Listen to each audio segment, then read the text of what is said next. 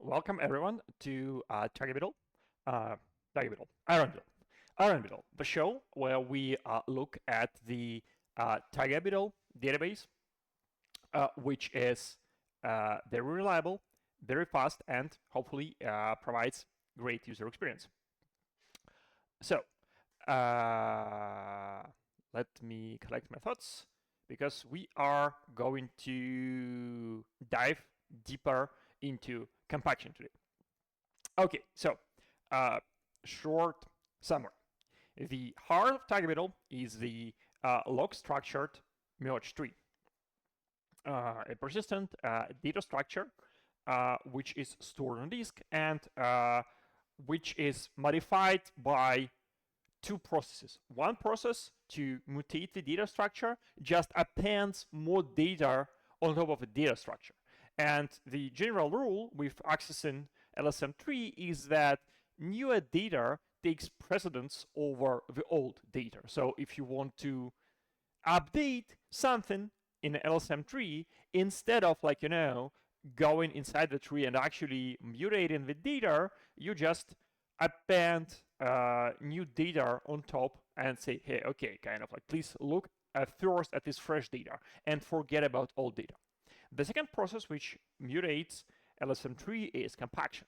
Compaction doesn't change the logical structure of the LSM tree. Before the compaction and after the compaction, LSM3 contains exactly the same set of values. However, what compaction does is that it optimizes internal representation. In particular, because all our updates are append only, after a few updates, you accumulate a bunch of dead values in your LSM3. All the values which are shadowed by the values we have recently appended on top. And the compaction process essentially goes and removes all those values. So in a typical database, the way compaction works is that there is a separate thread, compaction thread, or maybe even compaction process, which periodically, goes over your database data file and tries to make it smaller. In Targetbiddle, because we require that our disk is deterministic across replicas to enable repair, this doesn't work because we want the disk to be byte for byte identical across different replicas. And that means that replicas must run compaction at exactly the same speed, and that means, like, you cannot rely on thread or process scheduling to decide where compaction runs. So the idea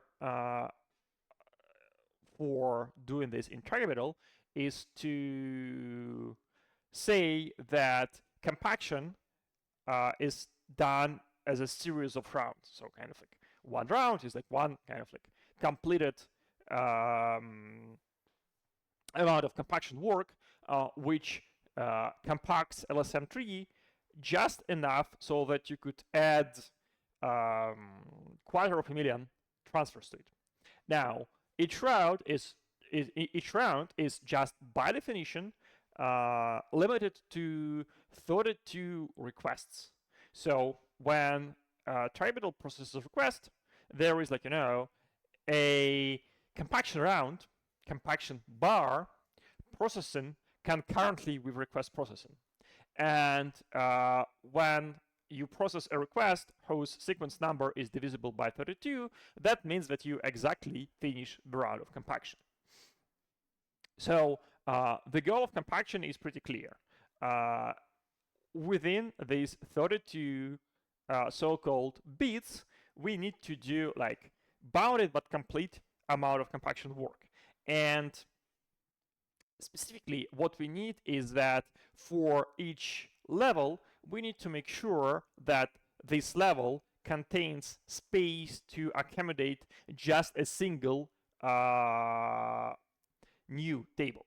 And the way we do this is that in the first half of our bar of our round of 32 prepares, we take all even levels and push tables from the even levels down to the odd levels. And then in the second half of our compaction bar, we do the same with odd levels of LSM tree. We take every odd level and we push one table down to the even level below. Okay, so let's now look how this is done, which is going to be slightly more complicated. Okay, so this is the entry point for compaction, and this perhaps would be very helpful if you could actually see this. Okay, now it should be better. So this function compact is the entry point for compaction. This function is a little bit of a misnomer. It probably should have been called compaction bit, because it doesn't actually run the whole compaction process. It runs only like 1/32th part of compaction. And last time we looked at the overall structure of this function, kind of like glanced over it, that kind of like the first thing we do is that we orient ourselves whether we are in a compaction bar. So like the length, like that 32 constant is this LSM compaction ops, which was finally removed. Before it was known as LSM batch multiple, and that was a horrible name. So LSM compaction ops is much more clear. It is basically the number of ops in a single compaction, which is 32. So okay, we have the current op number, and then we kind of like check if it is some of like important coordination point within compaction bar. So it could be the first bit in the compaction. It could be the middle bit of the compaction where we should stop compacting odd levels and start compacting even levels. Vice versa, should stop compacting even levels and should start compacting odd levels. And the last bit of compaction where we should finish everything. And then kind of like the bulk of compaction is going to be done by this compaction pipeline struct, which we'll look into today. But at the end of compaction, well, at the end of like half of a compaction, when we compacted either odd trees or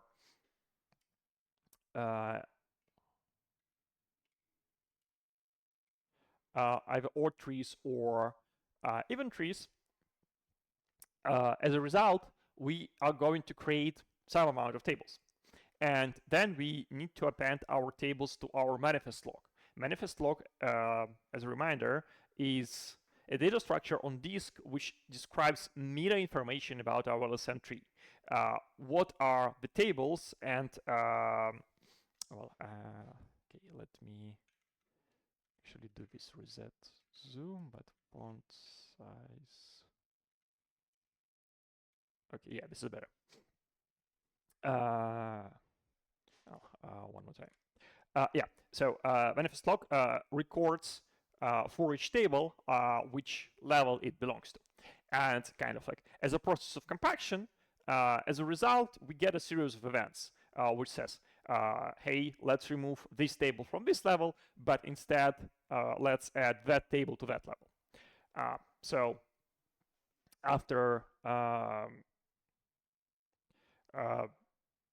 each half bar of compaction, we go and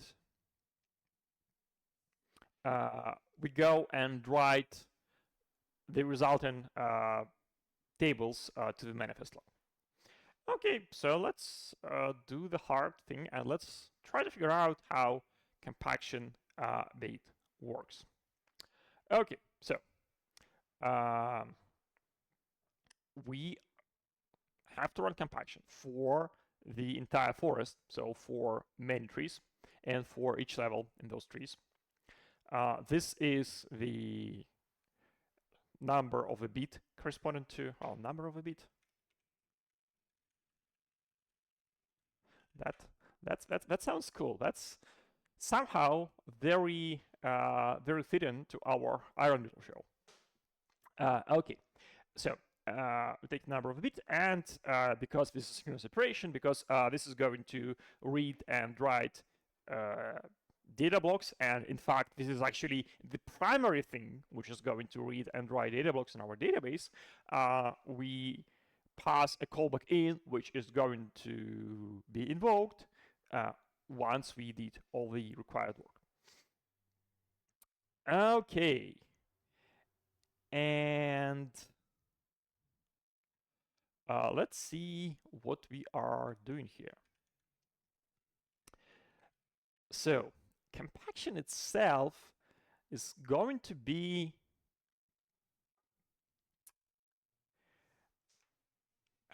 highly concurrent. Okay.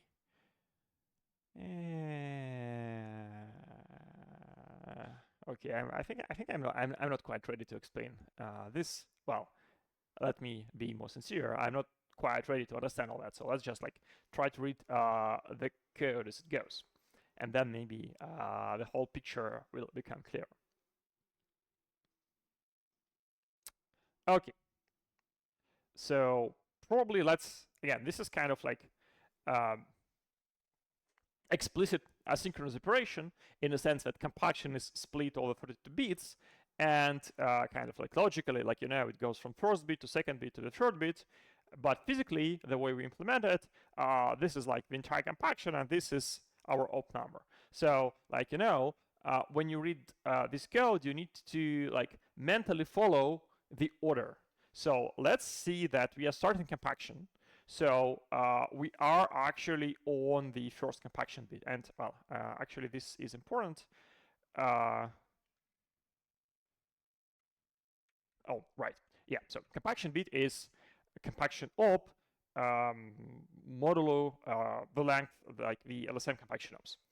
So it is from 0 to 32. And let's start tracing this from the beginning when the first bit is 0. So we'll go here and we'll go here, and yeah, obviously if we are starting compaction process, then we should have 0 compactions running.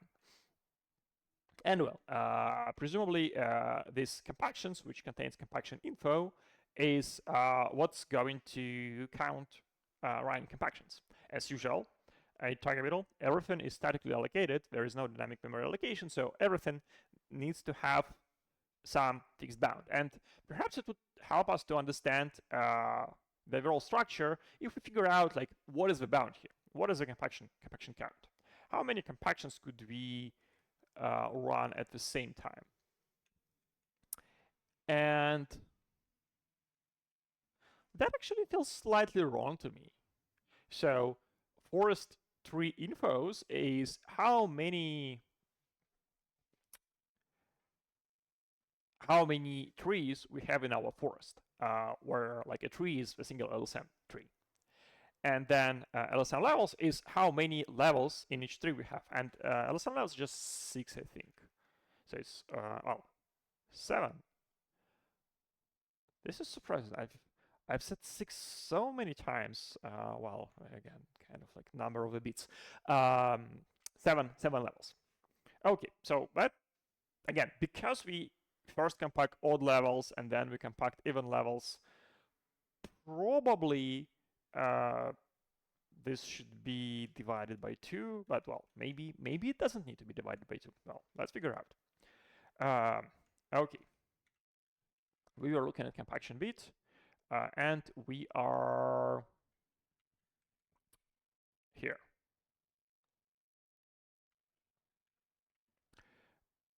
Okay.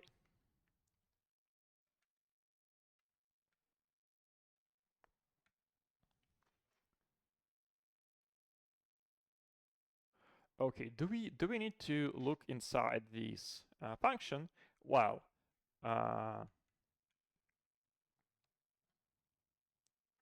we have this first bit, and first bit happens here. So yeah, probably we need to look into this code. So what is happening here?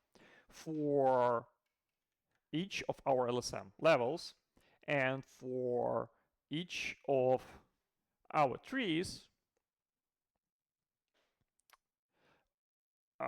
we kind of like get a tree, and again, kind of like this is the part where we lean very heavily on Zeek's comp time, because this is in line 4. So on every iteration of this loop, this is actually a different type. So kind of like this loop essentially expands to something like this: tree type, tree 1 type,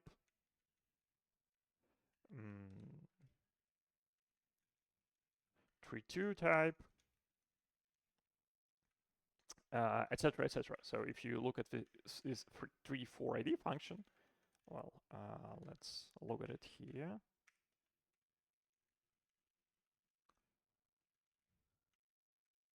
Yeah, this tree ID is actually comp time parameter.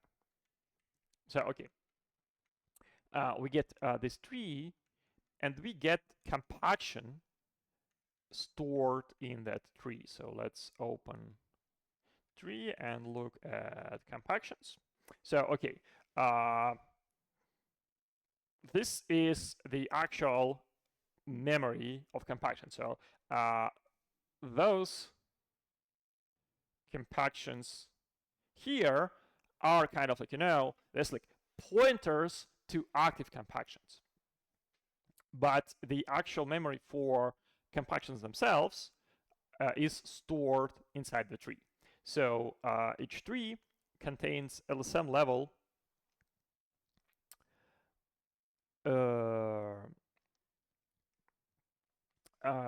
LSM level compactions, and there is like funny arithmetics here, because yeah, okay, so we have 7 levels in LSM tree.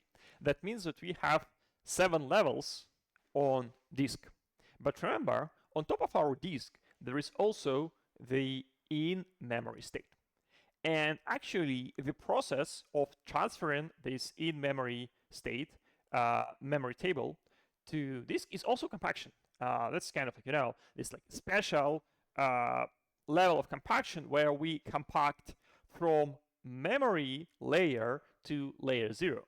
So you would expect that, hey, the number of compactions is LSM levels plus 1, but, well, there is like last layer, and we don't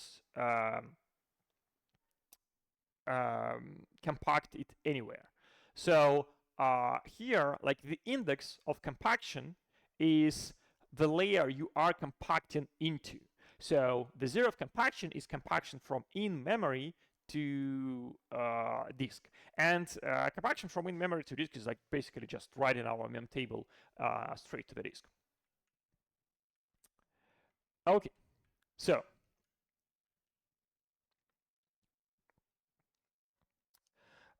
we go for each level and for each tree. And if this is the first bit and the level is odd, okay, actually, I'm wondering like how these compactions are initialized, because it seems like they are already initialized inside the tree.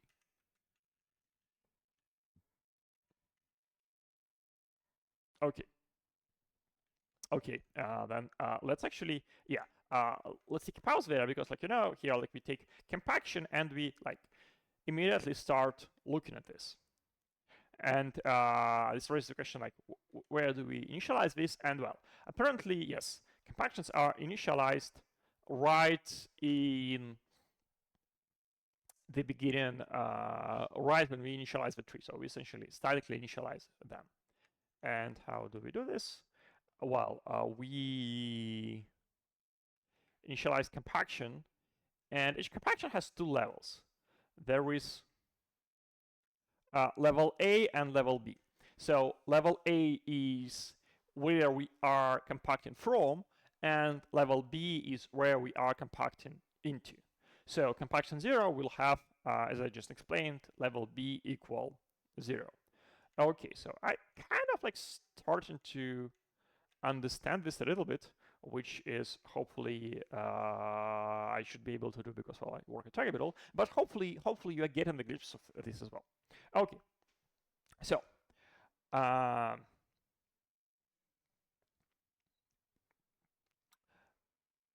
we check if the level we are compacting into is odd, and this is the first bit, or whether this is even and this is the last bit.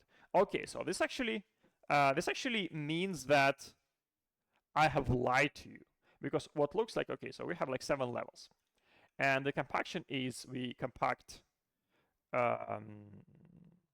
So first we compact to odd levels. So we compact 0 to 1, then 2 to 3, and then 4 to 5, and 6 to 7. But because we are counting from 0 and there are 7 levels, there aren't actually level number 7. The seventh level has number 6. Okay. And then, so this is like first half bar. Okay. And as a result, like, we've moved a table from level 0 to level 1. So now we have space for one table in level 0. So in the second half bar, we are going to move mem table to level 0, then level 1 to level 2, level 3 to level 4, level 5 to level 6. Okay, so that's kind of like the confusion. I was expecting that we'll actually see this mem table move first, but actually it looks like we'll only get to mem table only in the second half bar. Well, maybe I'm wrong again, so we'll see. Okay, anyway, so if this is start of a bar or start of a half bar, and the level we are compacting into is correspondingly odd or even, then we set up compaction. Okay, so let's see what this bar setup is doing. Bar setup. Why I'm not finding this? Oh, right, because this is in compaction. So in the tree, we have compactions, and this is an array of compaction, but compaction itself is compaction type, and compaction type is okay. It is in compaction. Okay, yeah, that makes sense. So, okay, so we are compaction, and we need to like initialize all the state we need to proceed. Okay, so are we really passing the op here rather than? I wonder how do we use the op here? Why aren't we asserting this? Okay, we'll see. Okay. So, okay, yeah. Here we see this immutable thing. So where we compact from in memory to disk, to 0th level on disk. And this is when level B equals 0. So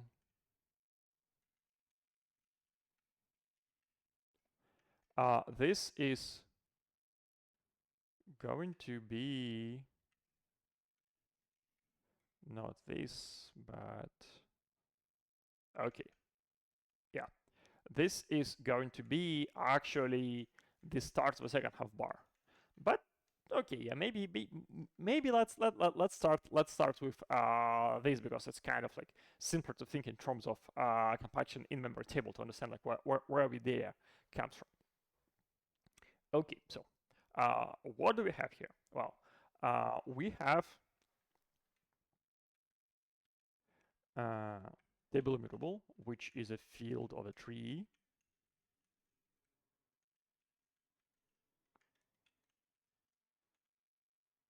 I'm in table. I want to be in the tree table immutable. Yeah, and as a reminder, table immutable is just a list of entries in memory which is already sorted. So when we is it sorted? I think it should be sorted. Where do we say like table immutable equals?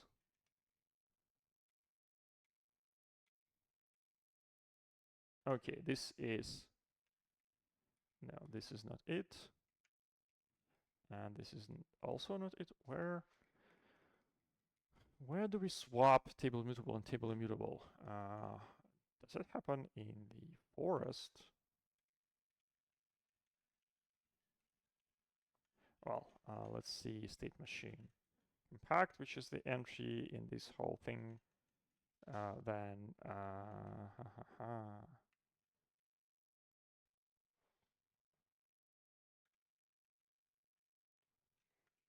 okay, let's see where we are sorting this table, because so okay, I want to show how table immutable, which we are going to compact here, comes to be, and it comes to be from table mutable, which we first sort. Okay, yeah, this is make immutable, and who calls make immutable? Tree calls make immutable in swap mutable and immutable. Okay. Yes, this is exactly what I want to see, and it is called in our it is called. Okay, yeah, it is yeah, like you see, like we are looking at this like asynchronous cyclic process, so that to like because of the cyclic process is actually like hard to find the start of it, because like it always feeds in itself. So kind of like here we at the start of this at the start of a half bar, we are going to compact table immutable. How do we get table immutable in the first place? Well, this happens at the end of the compaction. On the last bit of the previous compaction, when it ends, we swap table mutable and table immutable. So table mutable is where we were accumulating like the new values, which is just like, you know, an array of new values in the append order. So kind of, you know, you insert key value in the tree, you just append it to the head of table mutable. Then we call at the end of the bar swap mutable and immutable. So for table immutable, we say make it immutable, and really we should call this like table mutable and table frozen, because this is like what happens, like we are like freezing it. And the main thing which happens here is like we sort values. So the values were in insertion order, and now they are going to be in the order according to the keys. So how we're going to move them into level 0. And then we just std mem swap table mutable and table immutable. So yeah, this is how this table immutable comes to be. It is just sorted array of values which we have inserted on the previous compaction bar. And if it is already flashed, then we don't need to compact anything, and we return null. And what is flashed? Well, it is the flag which says whether like there is like whether we still need to write this table to disk. And well, it is very easy. We need to write table to disk if it contains at least one value. I wonder if yeah, the sort is just a very simple sort. So it could be the case that some trees didn't see any operations with them within a particular bar, and that's okay. We're just not going to compact it. Otherwise, yeah, we have some number of values that we which are in memory, which we need to move to disk. This is greater than 0, because otherwise we would have returned null.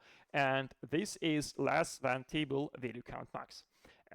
Table value count max, as a reminder, is like a very important constant. It defines the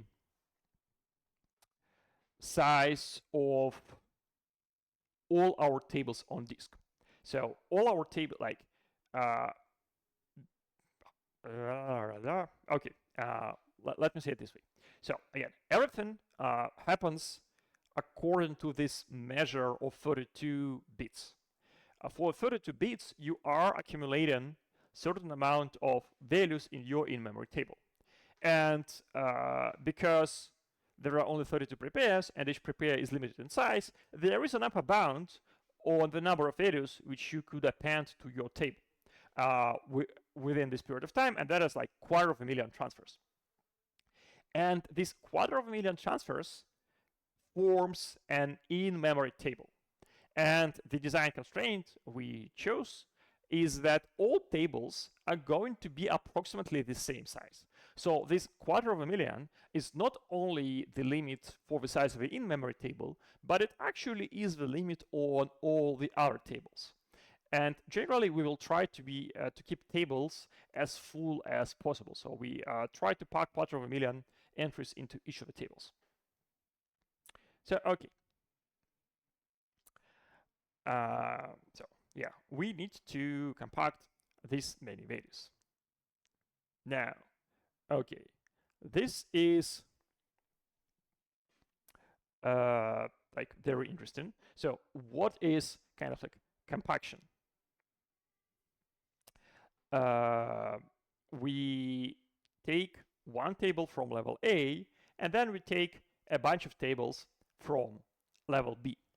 And we need to produce a set of tables which logically contains the same values, but physically belong to the same layer. So the way we essentially run merge sort between this table from level A and a bunch of tables from level B. We have a guarantee that all the tables on level B have disjoint ranges. So you could think about like this set of tables on level B as just a single iterator. And then we also have a single iterator on level A. But between these two iterators, there might be some intersecting keys. And if it so happens that you pull value from level A, and then you pull corresponding value from some of the table from level B, and the keys for them are the same, then you just throw away value from level B and leave just value from level A. So the first thing we need to do when we want to compact in-memory table is to figure out which tables from level 0 are intersecting with our immutable table. How do we do this? Well, in the table immutable, we maintain minimum key and maximum key. And this is like very easy because it is just a sorted array of values. So we just look at the first value and the last value. Okay, and then all the tables which intersect this range are the tables which we would have to compact. Okay, so let's see how we do this. And actually, it is kind of like curious, why are we passing value count here? Okay, so this is manifest. Let's go to manifest. Immutable table compaction range. Okay, so we need to return compaction. What is compaction range? Compaction range is key mean, key max, and the number of maximum number of tables that and the number and the actual tables that intersect our current table. And this is like very interesting fact. Again, as usual, whenever we see something like a bounded array, we ask a question like, hey, what's the upper bound? And the upper bound here is the LCM growth factor. So this is actually kind of like, I think we won't be able to get to this in this episode, so maybe this is for your homework, like figure out why it is actually true that when you run compaction in the scheme, the LCM growth factor is the correct upper bound for the number of tables from level D which could intersect a table from level A. I guess a reminder, in order for what is an LCM growth factor, well, as I said, there are like 7 layers on disk. And each layer on disk contains LCM growth factor more tables than the previous level. So kind of like level -1 in-memory level contains only a single table. Then the 0th layer would contain, what's our LCM growth factor? Is it 16 or is it 8? 8. The level 0 would contain 8 tables. Well, I mean, maximum 8 tables. Level 1 would contain maximum 64 tables. Okay, so let's see how we do this. Okay, immutable table compaction range. We are compacting from in-memory table to level 0. So level B is 0. We pick out this level from our manifest. Again, assertion that the number of tables in this level is less than growth factor, and table count visible is something related to snapshots, and I'm not covering snapshot just yet because we are still writing them. So at some point we will return to how we do snapshots, but for now, kind of like ignore this thing. So it's kind of like we assert that, hey, there's just fewer than growth factor tables here. Okay.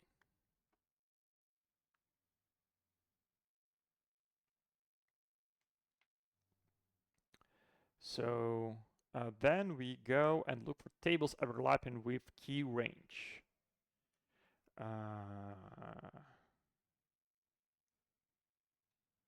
Oh, hey, this is table coalescing. This is something something Brian would be very interested in. Okay, we'll get to this.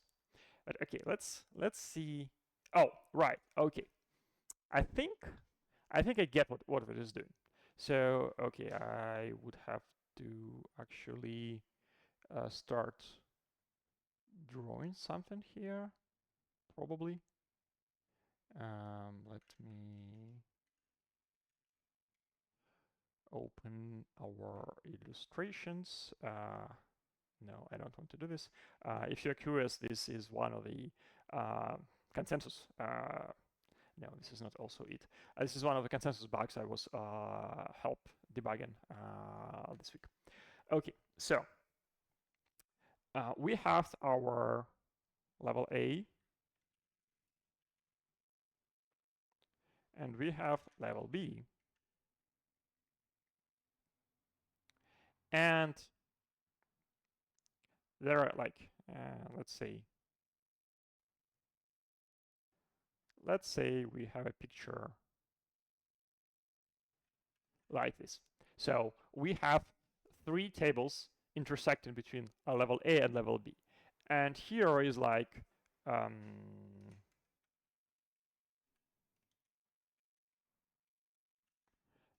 250,000 entries maximum. And kind of like, if everything is good, if all our tables are full, then all those folks also have like, about 250,000 entries tops. But what could be the case is that here we have like, just 0.1 million entries. And in the table next to it, we also have like, just 1 million entries. Like simply because when we created those tables, the corresponding 32 intervals of ops were like, very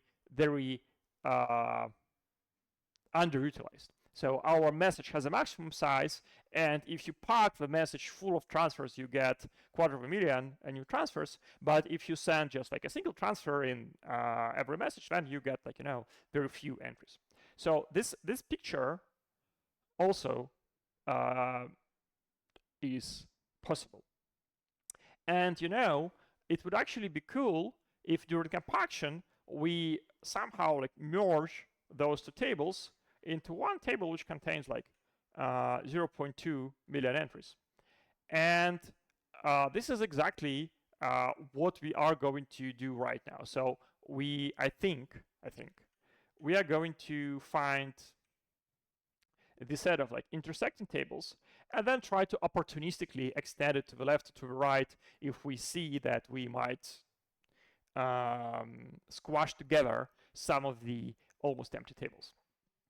But let's start with tables overlapping with key range. Okay, so we have key mean, key max.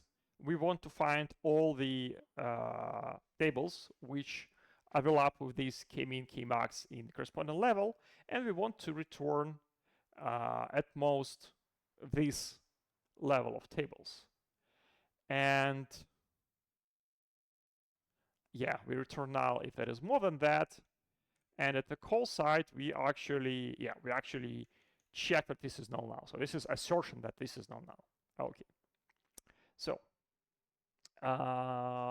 let's see. And level essentially is just a sorted array of tables. So we ask our level, dear level, please gives us the iterator of tables from this key to this key. And then for each table,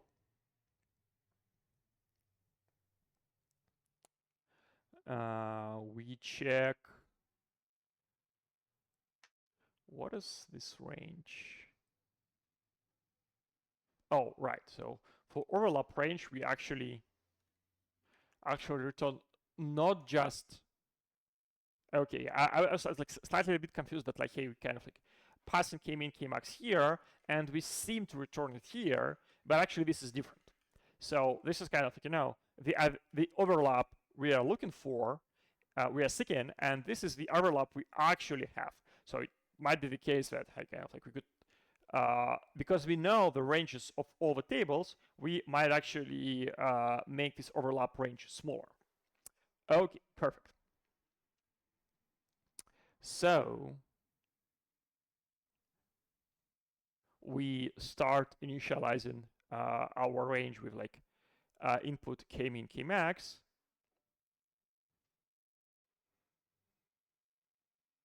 And oh, actually I lied to you. It is not to make it smaller, it is to make it larger, because, well, we actually could see this here. So like this is, was there some kind of, I don't want artificial intelligence. So this is like the input range, and this is the output range. The output range is going to be larger. Okay. So if the current table is before our range k-min, we update k-min. Similarly, k-max might be larger. Then, if we have space in our result,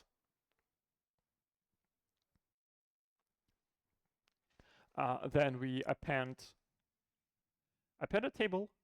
Otherwise, we return null. And actually, yeah, I kind of like not a huge fan of like bounded array. I'd rather we pass here something like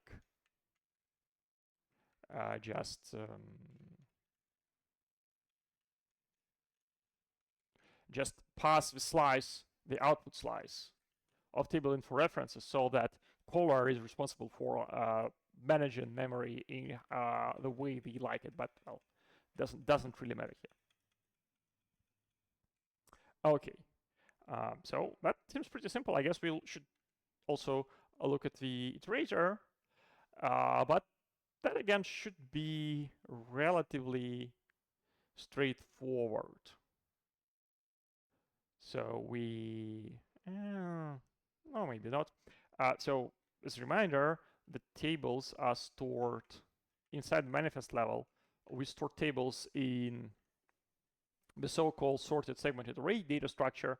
And this is kind of like, you know, like, well, again, the big idea about traversal is batching. So sorted segmented array is essentially a batched linked list. It's a linked list where the node isn't actually like, you know, a single node, but actually like a whole bunch of nodes. So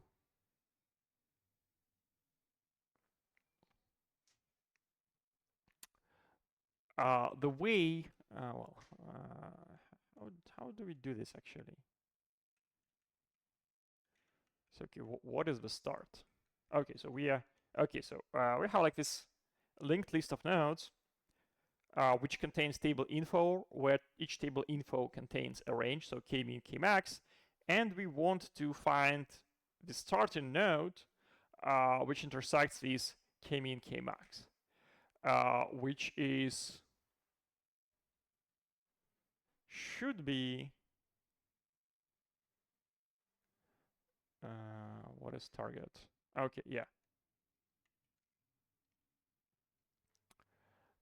Then we just binary search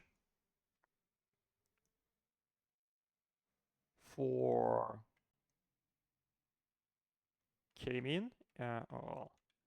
So yeah, we have keys, we have tables. Keys and tables are all the above sorted segmented arrays. So they kind of like parallel structures, kind of like, you know, structure array kind of things.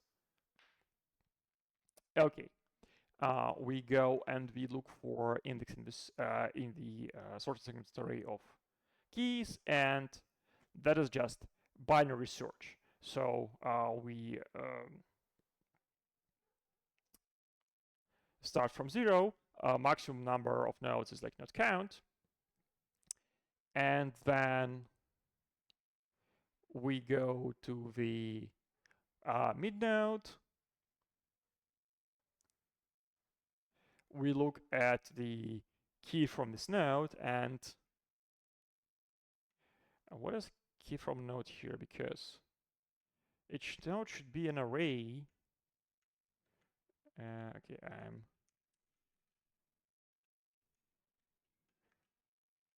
how do we initialize keys? Key from value. Okay, I don't understand this. This should be vectorized, I think. Let's take this again. Oh, right. So this is not the node. So the node is this thing, and here we look at the first item of the node. Okay, yeah, now that makes sense. So yeah, and depending on this thing that we like go to the left or to the right. So this way we find the node in our sorted segmented array where which particular key is stored. And then we now cast our node to an array of keys, which it is, and then run just stupid binary search in this array and get our relative index. So as a result, we kind of like found the node index and found the relative index inside this node. This is like essentially it's like, you know, it's like open coded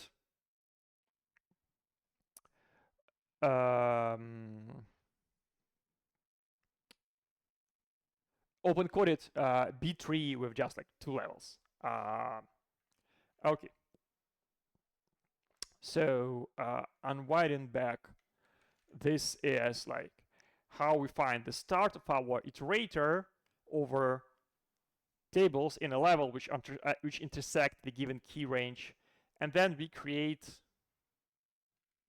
iterator from index, which is like, I mean, you know the index of the node in the sorted segment array, and then you know the relative index in this node. So this is like should be relatively simple. And how do we do this? How do we do this next?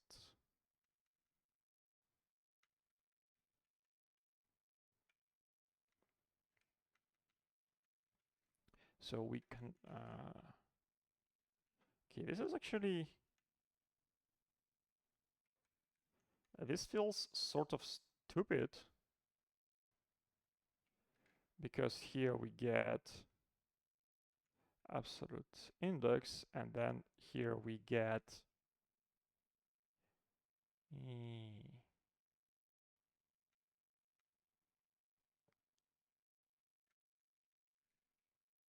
oh no, actually okay, actually it makes sense. So we have two parallel segmented arrays, segmented array of keys and segmented array of table infos. Now the thing is, the size of the node in bytes in this sort of segment arrays is the same. It's like kind of like size to be reasonable with respect to like cache line or something like that. But the sizes of items we store there are different. So there are more keys in a single node of sorted segmented array of keys than there are tables in the sorted segmented array of tables. So what we do here is that we find node index and the relative index inside this key sorted segment array. Then we convert it to the absolute index, so just the position. And then we take this position in the array of keys, transform it to the position in the array of table infos, because absolute positions are the same, and create iterator from that. So we take absolute index, we unpack it into cursor, where cursor is the node and relative index. And this is how we get our iterator. And then the iterator next is pretty much as you would expect it to be. So we first try to just advance, so kind of like to get the element, we take the node corresponding to our current node, and then we take the element corresponding to our current index within the node. Then we adjust our index within the node. But if our index ends up hitting the length of the node, then we reset our relative index to 0 and we update our cursor node. So kind of like very, very simple data structure, which gives us the iterator over all tables in the level which intersect our table, which we then append to our result, and we result the range. So, okay, I think this is kind of like maybe where we are going to stop. Because we are at an hour, and yeah, we will spend more sessions here. So yeah, basically it's like trying to compact. There is like some setup work we need to do on the bar start and on the half bar start. On the half bar start, we are going to compact immutable table into level 0. For that, we need to have immutable table, which we prepared on the last bit of the previous bar by sorting the immutable table. And we also need to find the set of tables which intersect with our immutable table, which we do by doing a couple of binary searches inside our manifest. Okay, now I see there is a question in Twitch. The question: this function takes arguments as both regular arguments and as a final options arg struct. It is a statistic best practice in Zig to use this option struct. Seems strange to mix and match styles like this function does. This is a tangent, but this is a very good question. And Brian, if you are still here, could you say which function? Okay, you don't remember.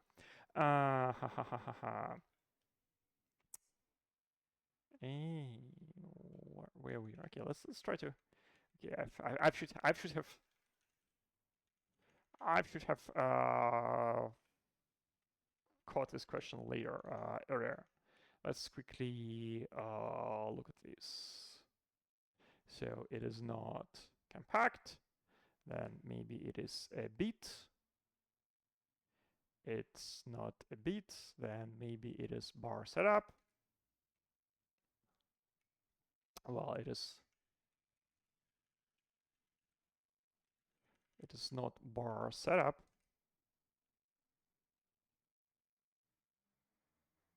Okay, maybe it was tree init. All right. Yeah. So yeah. So it was okay. It was immutable table compaction function. Table.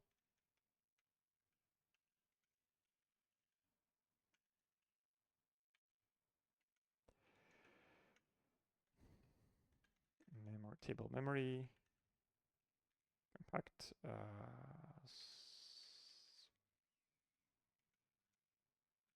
Mutable. Make mutable. Make immutable. No, that's not it. Was it in the tree? Swap table immutable, table immutable.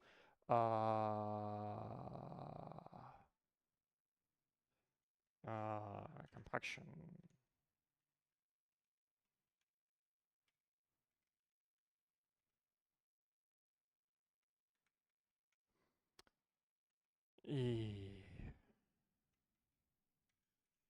Manifest.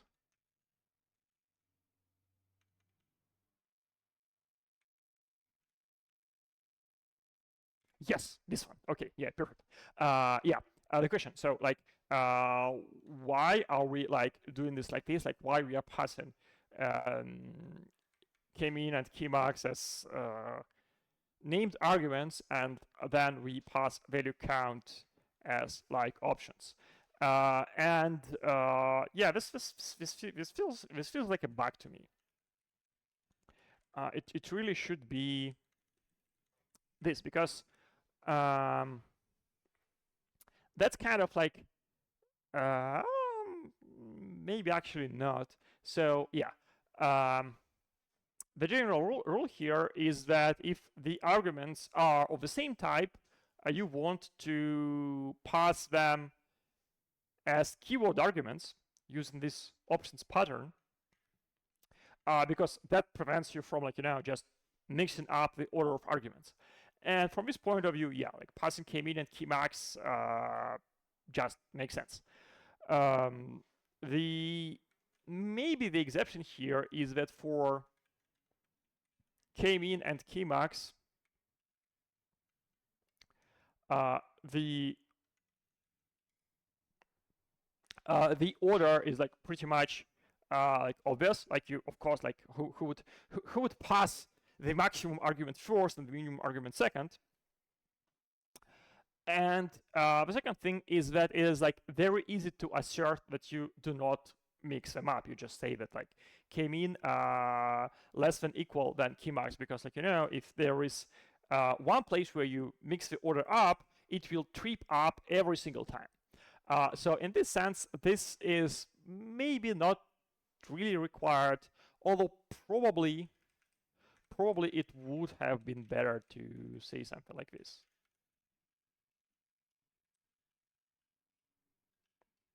And the interesting thing here is 3 init. So it also has this, like, option struct, but it also has a bunch of named arguments. But these named arguments are all of the unique types. So you can't really, like, can't really mess them up. But in general, yes, in general, I would say that we probably should be using more of named arguments than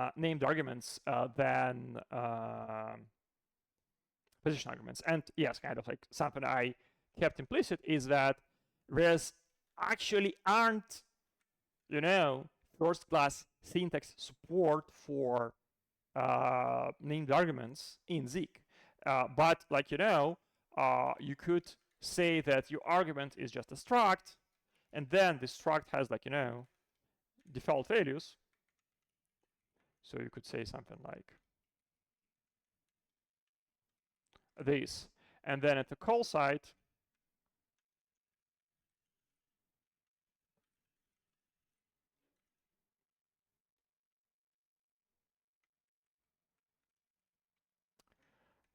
you could just pass just an empty struct literal.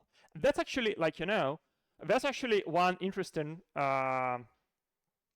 aspect about like Zeek's style of like handling default parameters, is that you do have to pass this empty struct if you use defaults, and that signals at the call side that, hey, this function actually has default parameters, and maybe you should look at a definition, and maybe you should be passing a different parameter there. So this is kind of like, again, I think a nice touch for implementing defaults, that, yeah, kind of like you have defaults, but you do have to say, hey, I'm using defaults here. So kind of like, it kind of like signals that there might be some variability here. Okay, that was a nice little bit of Zeek to wrap up this episode. I'm kind of like sadly have to inform you that, yeah, we kind of like, didn't really get anywhere. We like stopped like in the middle of compaction, and that is going to continue for the past couple of episodes. So if you want to see how the story continues, then please join us again at 5 p.m. UTC next Thursday live on Twitch, or if you miss that, all the recordings are always on YouTube. Thanks for joining, thanks for watching, thanks for listening, and thanks for questions. As usual, this is very, very helpful. See you next week.